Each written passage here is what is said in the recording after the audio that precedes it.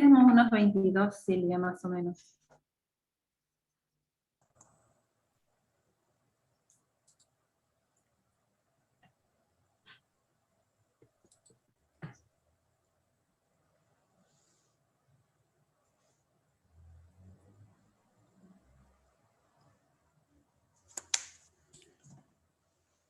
Silvia, si querés, déjame para compartir pantalla. Sí.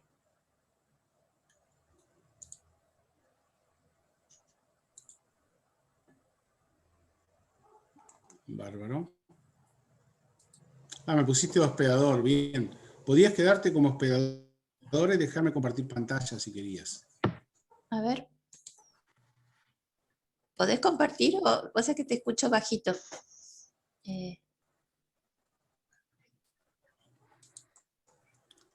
Sí, yo puedo compartir, pero también podías quedarte vos como hospedadora, digo. Sí. Y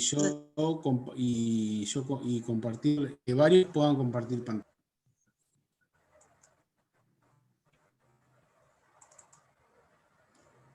Supongo que ahí se está viendo. Ahí se está bien. ¿Puede ser? Sí. Bien.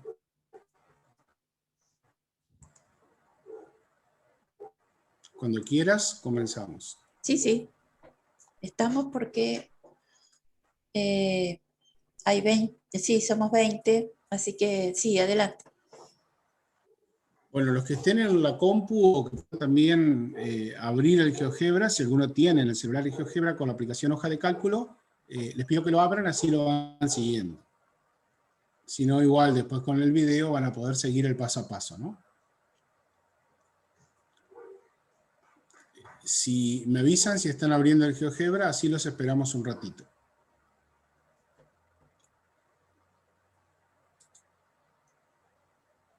Y cuando esté listo, me dan el OK. Ahí dice Camila, Nicole, que ya lo abrieron, Agustina. Perfecto. Bueno, vamos despacio entonces. Recuerden que para poder trabajar con cálculos estadísticos, tenemos que hacer lo mismo que cuando hicimos el histograma. Es decir, tenemos que abrir la vista de hoja de cálculo, que es lo primero que yo voy a hacer. Voy a ir con el mouse a posicionarme, vamos a indicar aquí, a posicionarme en vista, voy a seleccionar vista. Recuerden que si tienen la otra versión, la versión 6, todo eso aparece arriba a la derecha en los 3 puntitos, ¿no? Que podemos elegir la vista ahí. Y seleccionamos la hoja de cálculo.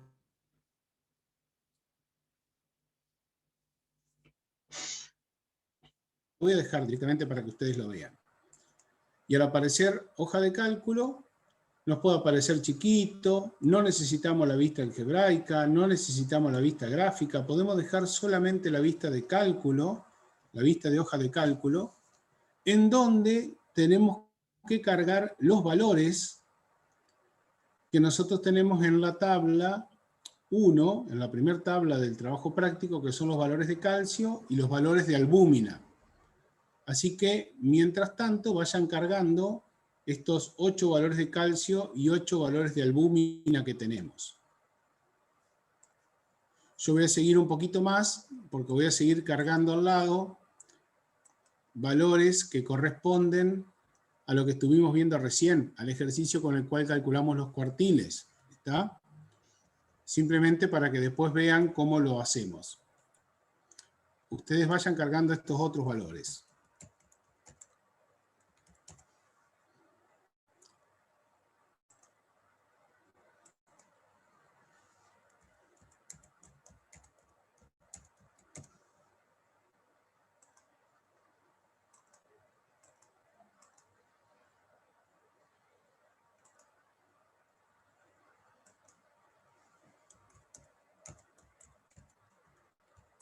Cuando estén cargados los valores, me avisan. ¿Cómo van con la carga? ¿Nos van avisando?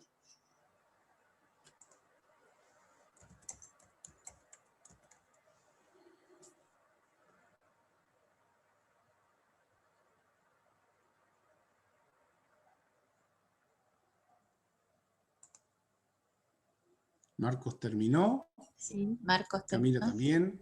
Camila.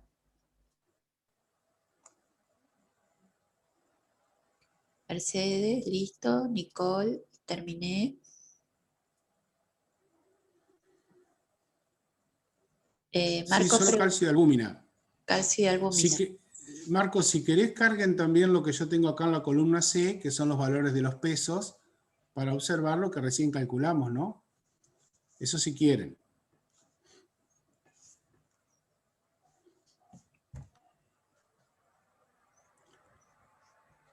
Mientras tanto, vamos a ir trabajando con los valores de calcio, que son los primeros que aparecen acá. ¿Cómo vamos a hacer para trabajar con las medidas de resumen de esta variable cuantitativa? De la misma forma que armamos el histograma. Lo primero que vamos a hacer es seleccionar los datos de los cuales queremos nosotros calcular nuestras medidas de resumen. En este caso, seleccionamos los correspondientes a valores de calcio.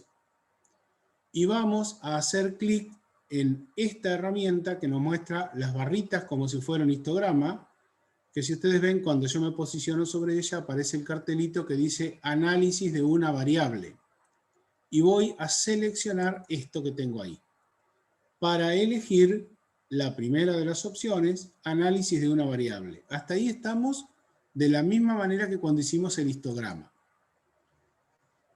Entonces se abre una ventana que se llama fuente de datos y que me dice que mis datos se encuentran desde la celda A1 a la A8, que son los que están seleccionados acá en color celeste, y me muestra incluso cuáles son esos valores que tengo, por si necesito cambiar alguno o por si equivoqué al hacer la selección. Cuando los tengo marcados, les hago clic en Analiza. No se preocupen por lo que va a aparecer primero, porque lo primero que ustedes van a ver seguramente, vamos a hacer desaparecer esto, es un gráfico, que es muy probable incluso que a ustedes les aparezca así, como gráfico de barras, porque nuestro programa no está sabiendo qué es lo que yo estoy queriendo hacer, ni qué tipo de variables puse. Entonces en este caso yo soy el que tiene que decir, no corresponde hacer un diagrama de barras, corresponde hacer un histograma. Y ya sabemos después que también con esta barrita que tenemos acá arriba, al lado de la palabra histograma, podemos moverla hacia la derecha ampliando el número de intervalos o el número de clases, o hacia la izquierda disminuyéndola. Pero no estamos en este tema, sino que lo que queremos es calcular los valores de las medidas de resumen. Entonces, en vez de preocuparnos en esta ventanita de gráfico, vamos arriba a donde está este símbolo que es el símbolo de sumatoria. Lo voy a escribir en grande para que ustedes lo puedan entender. Esta letra es una letra griega, que es la letra epsilon mayúscula. La letra epsilon mayúscula, que es así. A ver si lo puedo... Me voy a posicionar bien yo, que lo estoy tomando mal mi lápiz. Ahí está. Esa es la letra epsilon mayúscula. Epsilon, así se llama la letra griega. Y es en mayúscula. La minúscula, simplemente por curiosidad, y después lo vamos a usar en algún momento seguramente, tiene esta formita, como si fuera una E mayúscula pero redondeadita, o la mitad de un 8, y esa es la letra epsilon minúscula. Pero este símbolo, que es la letra epsilon mayúscula, indica sumatoria, que nosotros ya lo usamos cuando definimos algunas fórmulas, como por ejemplo media, cuando definimos desvío estándar y demás. Y justamente en ese botón, que tiene este símbolo, es donde nosotros vamos a hacer clic para poder calcular nuestras medidas de resumen. Y es tan sencillo como hacer clic ahí y ya está, ya aparecen las medidas de resumen. Como ustedes verán, nos aparece esta tablita. Y esta tablita tiene un montón de cosas, un montón de información. Primero me está diciendo cuántos datos tenemos, n igual 8. Luego me informa cuál es el valor de la media aritmética, o sea, me calculó la media aritmética. Me calculó el valor de sigma, me calculó el valor de S. Acá hay una diferencia, Silvia, que la podemos explicar. Uno está calculado con n como denominador y otro con n-1. Eso te lo dejo para que se los expliques. Luego hay valores que en este momento no nos sirven para nada a nosotros, pero que en otro momento de cálculo estadístico pueden servir, que es cuánto suman todos estos datos. ¿Cuál es la suma total? Si ustedes hacen manualmente la suma y lo dividen por 8, van a obtener el resultado de la media. Luego aparece la suma de los datos al cuadrado, que tampoco nos sirve para nada en este momento. Pero más adelante vamos a ver que hay algunas expresiones, algunas fórmulas que utilizan la suma de los datos al cuadrado. Nos dice cuál es el valor mínimo, me salteo y me indica cuál es el valor máximo, pero los últimos 5 datos, fíjense que son los que corresponden a lo que estábamos hablando recién. ¿Cuál es el valor mínimo? ¿Cuál es el primer cuartil? ¿Cuál es el segundo cuartil o mediana? ¿Cuál es el tercer cuartil? ¿Y cuál es el valor máximo? Toda esa información la tenemos en un solo clic. Parece como que estoy haciendo la propaganda de una tarjeta de crédito o algo por el estilo, pero es así, chicos. Tenemos toda la info a un solo clic. Simplemente tenemos que saber seleccionar lo que queremos y pedirle a GeoGebra que nos analice esa información. Yo les voy a pedir ahora a los que tienen el GeoGebra abierto que intenten hacer lo mismo que hicimos recién, pero con los valores de albúmina, con estos que están acá. A ver si les puede aparecer aquí la tablita de albúmina. Yo lo voy a hacer después, para que no me copien los movimientos. A ver qué sale.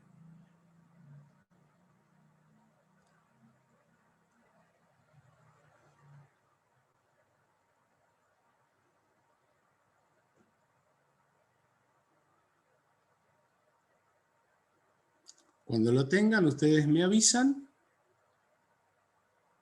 y yo les muestro lo que nos da a nosotros, que debería coincidir con lo de ustedes. Ahí Nicole terminó, bien. Sí. Marcos también, perfecto. Mercedes. Agustina. Qué velocidad los chicos con el programa. Muy bien. Deberían seleccionar los 8 datos de albúmina, hacer clic en el iconito de análisis de una variable, analizar la variable, y ahí automáticamente nos aparece la tabla. 3 pasos, seleccionar, hacer clic en el icono correspondiente y aparece la tabla. ¿Les dieron los mismos valores? Si seleccionaron bien, seguro que sí. Bien. Y ahora yo quiero mostrarles también con los datos de los pesos, con los que están en la columna C, hacer el mismo procedimiento. Señalo todos. Hago clic en análisis de una variable, le doy a analiza y fíjense lo que ocurre. Quiero que observen fundamentalmente los valores de los cuartiles, que son los que calculamos recién. El cuartil 1, que es 64, el cuartil 2, que es 75, y el cuartil 3, que es 78. Lo que nosotros acabábamos de hacer hace un rato a mano, manualmente, con el software lo podemos tener resuelto en 3 pasos. Como les dije hoy, a un solo clic está la información que necesitamos. Bien, ya que está... Profe, ¿puedo usar el GeoGebra para un parcial? Se ¿O un puede final? usar el GeoGebra y eso es lo que me está preocupando un poquito. A ver, esto por supuesto que queda a criterio de ustedes, ¿no es cierto? Pero les da agilidad, rapidez para poder resolver los ejercicios que nosotros les estemos planteando. Y no solo en este momento como, digamos que están cursando la asignatura de estadística, de bioestadística, sino el día de que sean profesionales. Es decir, para ustedes esto es una gran ayuda. Ahí dice Catherine, yo estuve toda la mañana con la actividad 3 haciendo a mano. Está bien, Catherine. Está bien porque ustedes tienen que aprender primero el proceso manual para entender lo que va a tirar el GeoGebra como salida. Ese cuadrito a un solo clic, como dice Sergio, después hay que interpretarlo, ¿sí?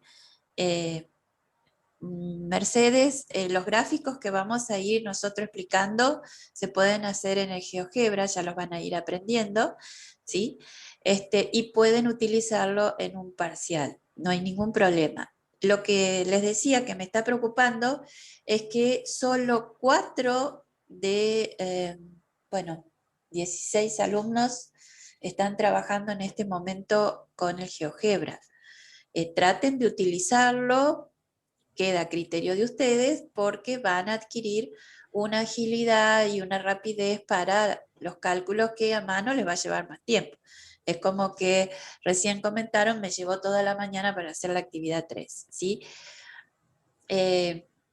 Bien.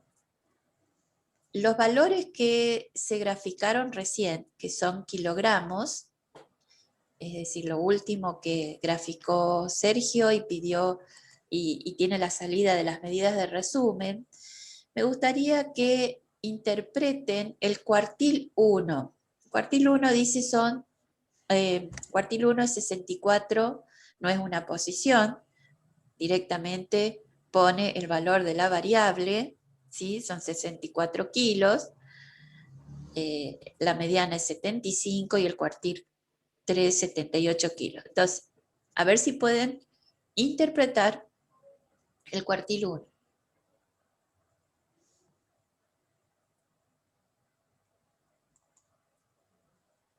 Entonces, Catherine dice que el 25% y Nicole, el 25% de los individuos tienen un peso por debajo de 64 kilos. ¿Y el 75%? Porque podemos también por encima, claro. Perfecto, podemos decirlo de las dos maneras, ¿sí? Bien, perfecto. Profe, ¿tengo que decirlo en la misma oración de las dos maneras? No, con que digan que el 25 está por debajo, ya se entiende que el 75, si estamos hablando de cuartil 1, está por encima de ese valor. Ustedes verán qué es lo que tienen que resaltar de acuerdo al tema que estén tratando. Si a mí me preocupa que los individuos, por alguna razón, tengan un peso superior a 64 kilos, por supuesto que voy a destacar el 75%. Eso depende de lo que ustedes quieran destacar, ¿sí? Si los que tienen pesos menores o los que tienen pesos mayores. Recuerden que ustedes van a ser nutricionistas, licenciados en nutrición, ¿no? Entonces, de acuerdo a lo que estén trabajando, al tema que estén trabajando, van a querer resaltar una parte u otra. ¿Por qué será? No sé, Sergio, si podés poner la salida de la albúmina. Sí, sí, sí, por supuesto. Porque hoy dijimos que las medidas de resumen que teníamos no eran suficientes, ¿no es verdad? Y por otra parte, la albúmina había dado una media de 40,4 y Aquí el está. rango de normalidad de la albúmina está entre 32 a 55 gramos por litro. 32 a 55 gramos por litro. ¿Por qué dijimos que esa información se puede completar?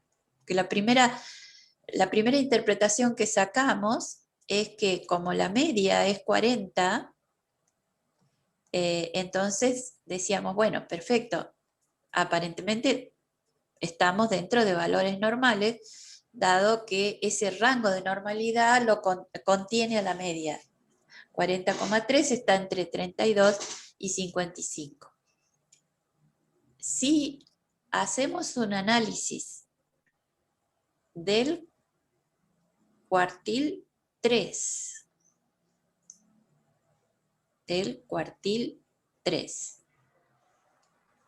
¿qué podríamos decir para completar esta idea? Sabiendo que hasta 55 es normal.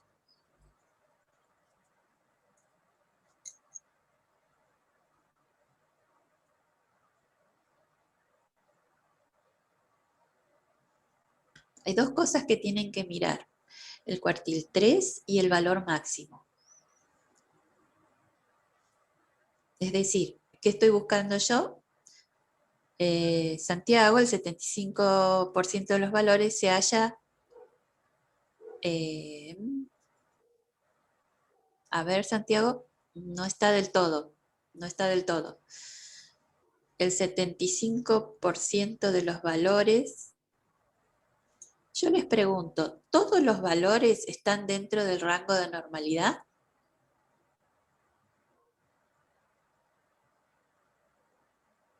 Ahí estamos, Mercedes, ¿sí? Santiago, corrijo. Lo que quisiste decir es que el 75%, quisiste interpretar el cuartil 3, el 75% de los valores en el cuartil 3 están por debajo de 42 y el 25% por encima de 42. Pero cuando decimos por encima de 42, en este caso no implica que sean valores que estén fuera de la normalidad, porque el máximo es 43. Es decir, me estoy ayudando, o sea, para interpretar el cuartil 3, ese 25% mayor a 42, me estoy ayudando con el valor máximo que no llega a 55, el valor máximo es 43. Por lo tanto, me sumo a lo que dice Mercedes, que el 100% está dentro del rango de normalidad. Podía haber ocurrido, ¿sí?, que el valor máximo quedara fuera de la normalidad y cuando interpretábamos la media decíamos que era normal. Por eso la importancia de mirar todos los indicadores que tenemos acá, cuartil 3, y en este caso ayudarnos con el valor máximo. ¿Se entiende? Es decir, que por más que digamos que el 25% es mayor a 42, sabemos que igual ningún valor va a pasar el 55, que es el rango de normalidad, porque el máximo es 43. ¿Podemos ver el calcio, Silvia? ¿Sí? ¿Cuáles eran los valores de normalidad del calcio? Sí, ya te los digo.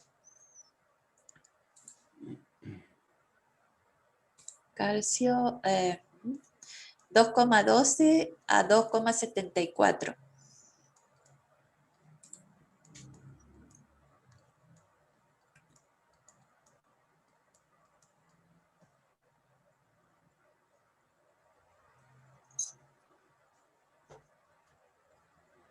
Bien. Acá está bien clarito, ¿eh? Es decir, la media supera ese rango de normalidad y no solo supera la media, sino que si nos vamos a un extremo, al cuartil 3 y el valor máximo también. Es decir, que bajo cualquier análisis que nosotros realicemos, salvo el cuartil 1, o sea, ahí El hay un cuartil 1 también, ¿eh? ¿Eh? El cuartil 1 también. Claro, Es por eso. 2,8 casi. Sí. Entonces, ¿cuáles serían, a ver si ustedes nos pueden explicar, qué porcentaje de individuos estarían, digamos, sin problemas, si es que lo hay? ¿Hay algún individuo que esté con problemas con el calcio? Miren el mínimo y el máximo, no se olviden, también.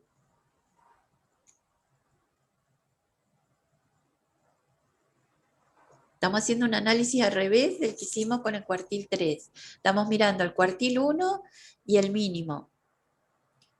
Entonces yo me pregunto, ¿hay algún valor que esté por debajo de 2,12?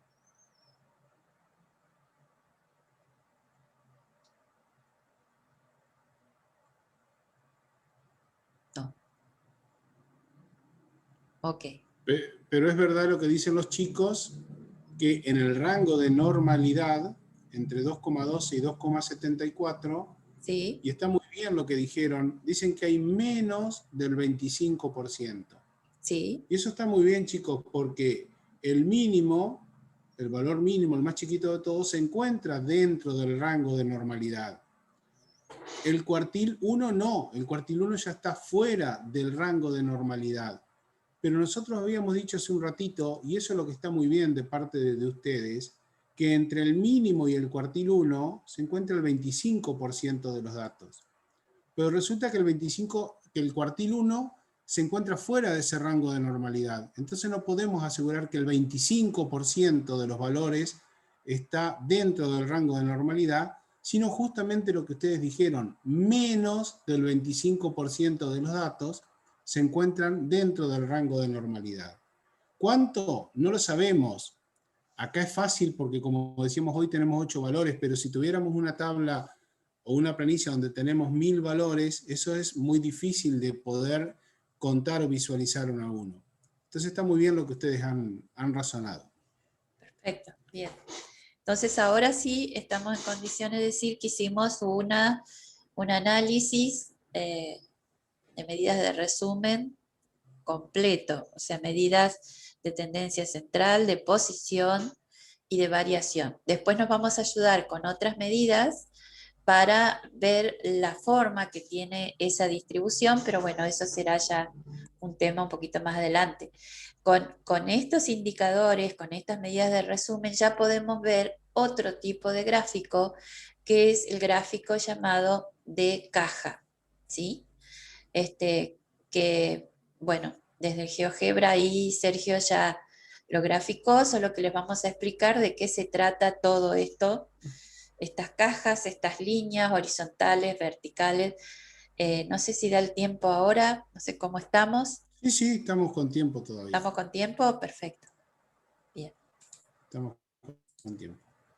Cierro acá. Sí. O sea, dejo de compartir.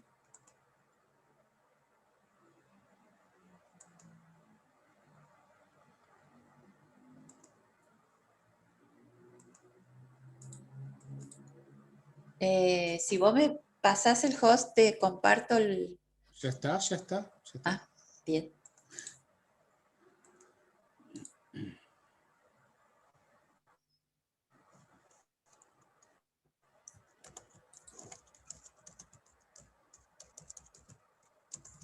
Está. Muy bien. Bueno, acá hay un gráfico bastante particular que va a hacer uso de todas las medidas que vimos hasta el momento, ¿sí? Medida de resumen. Lo que tiene de particular este gráfico es que nos permite ver, digamos, cómo se distribuyen estos datos, cómo aparecen las medidas de tendencia central, las medidas de posición particularmente, y nos da una idea también de la variación que tenemos dentro de del conjunto de datos.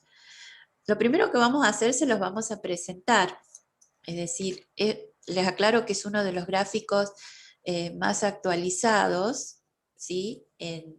Sobre todo en la bibliografía que ustedes pueden tener en cuanto a lo que es bibliografía científica, artículos científicos, se ven mucho estos gráficos.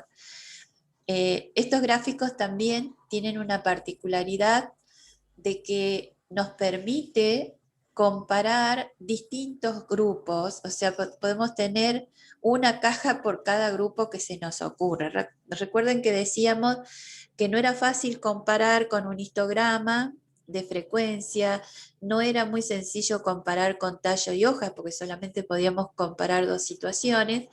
En cambio, con este tipo de gráfico, que se llama de caja y bigotes, caja y línea, podemos comparar más de dos situaciones, ¿sí? Bueno, ahora se los vamos a presentar.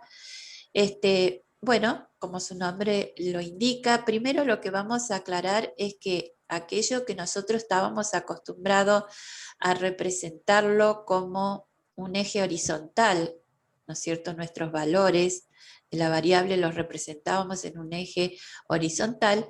En este caso, la representación de la variable está sobre un eje vertical, ¿sí? Fíjense que el eje vertical representa al valor de la variable. Bueno, doy por descartado que saben que estamos hablando de una variable cuantitativa de tipo continua, ¿sí? Bien, los elementos que aparecen son una caja, ¿sí? Una caja, líneas, esas cajas pueden tener líneas verticales en la parte superior y verticales en la parte inferior, y se cierran con 2 líneas horizontales. En algunos gráficos pueden aparecer algunos símbolos fuera de las líneas horizontales inferior y superior. Fíjense que acá hay símbolos que son redondos y algunas estrellitas, lo que quiere decir que estos símbolos significan distintos aspectos. Ya los vamos a analizar a todos. Vamos por la caja. La caja, ¿cómo está construida? El límite inferior de la caja es el valor de la variable del cuartil 1. Repito, la base o el límite inferior de la caja es el valor de la variable del cuartil 1. La parte superior de la caja es el valor de la variable del cuartil 3. Y esta línea horizontal que está marcada acá en negro es la representación del cuartil 2. Es decir, que hay algo importante que ustedes tienen que entender, aparte de lo que les estoy explicando de la caja. El conjunto de los datos que yo estoy analizando va desde esta estrella hasta este circulito rojo. Acá tengo el 100% de los datos, ¿sí? Bien, eso es muy importante que lo tengan claro. Luego, como les estaba diciendo, la caja en este caso está atravesada por una línea horizontal, que es el valor del cuartil 2. Luego, el bigote superior, constituido... acá me sale que mi conexión de internet es inestable. Bueno, no sé si siguen viendo bien. Sí, sigue bien, Silvia. Sí, Sí. el bigote superior, que está constituido por esta línea vertical y esta línea horizontal, ¿sí?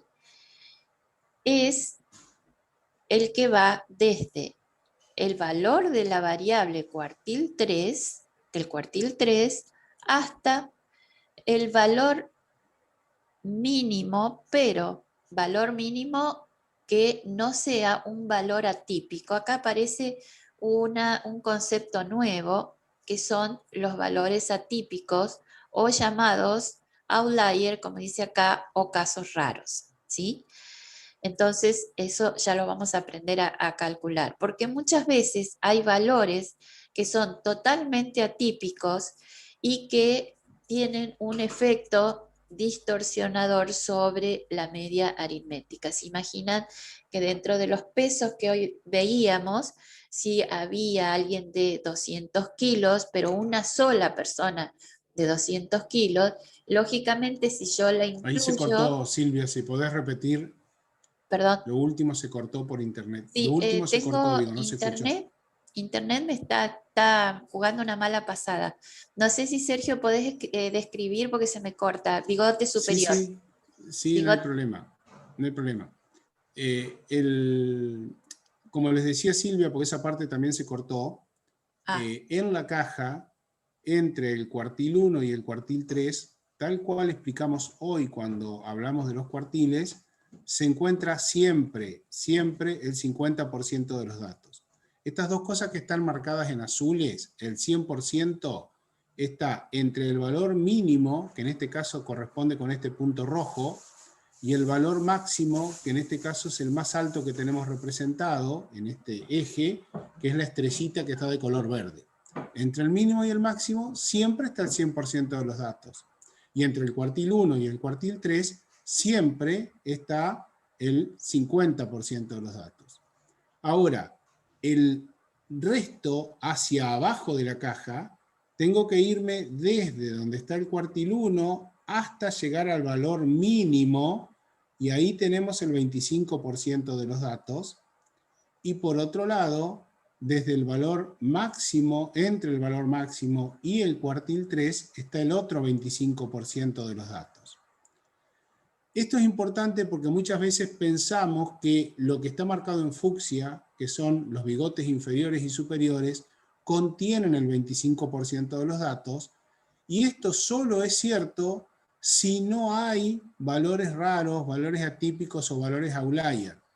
ustedes imagínense, y lo vamos a ver en la próxima clase en otras diapositivas, que si este puntito rojo no existiera y estos puntitos verdes no existieran, ahí el valor máximo vendría dado por esta línea fucsia del bigote inferior, el mínimo, perdón, y el valor máximo vendría dado por esta línea fucsia del bigote superior.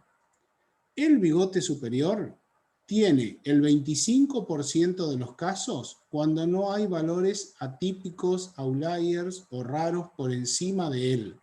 Sí, perdón, Y Sergio. sí, dale. Eso es importante repetirlo. Si no Ok. estuvieran estos globitos, circulitos y estrellas verdes, que son raros, el 25% de los datos estarían concentrados dentro del bigote superior. Es muy importante que les quede claro esa información. Lo represento y después viene una diapositiva con esto, pero yo se los marco para que lo vean. Miren, chicos, si nuestra gráfica fuera así, en donde no aparecen los puntitos ni las estrellitas, eso quiere decir ahora que el 100% de los datos no se encontraría ahí donde hoy habíamos marcado, donde estaba esta llave, ¿no? Sino que el 100% de los datos se encontraría directamente entre el bigote inferior y el bigote superior. O sea que esta situación ya no se daría en ese caso. Y al estar el 100% de los datos entre el bigote inferior y el bigote superior, entonces, ¿cómo se distribuyen los datos cuando no hay valores outliers? El 50% siempre dentro de la caja, el 25% en el bigote inferior y el 25% en el bigote superior. Eso siempre y cuando no haya valores outliers. Cuando aparecen los outliers, todo esto cambia y aparece ahora esta situación que teníamos recién de que hay un 25% encima de la caja, pero que no están todos concentrados en el bigote, porque aparecen los valores outliers. ¿Está? Esa diferencia ustedes la tienen que tener en claro y bueno, después la vamos a ir estudiando, pero cuando nos aparecen los outliers, la cosa se complica, porque los bigotes van a representar menos del 25% de los datos. No están todo ese 25% inferior o ese 25% superior. Creo que no vamos a poder armar más, Silvia, de lo que viene porque Sí, nos queda es poquito bastante largo. tiempo, entonces lo que sería conveniente, les sugerimos que vean, traten de ver las cajas que están graficadas en la actividad 3 para que podamos hacer una interpretación el jueves de esas cajas, que van a ver que se pueden comparar distintas situaciones. Así ya empezamos a familiarizarnos con este tipo de gráficos. A ver si puedo compartirlo.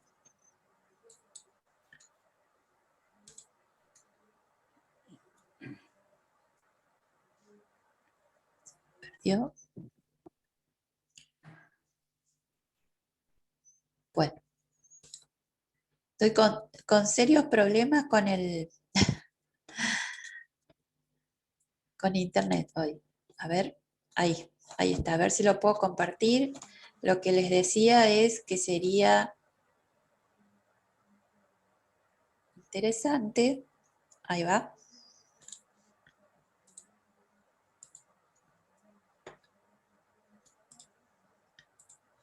¿Se ve? Ahora sí. Sí. Bien. Este está en la actividad 3, que ustedes vayan observando que primero, bueno, lógicamente tenemos graficado la insulina, ¿sí? Los valores de insulina, y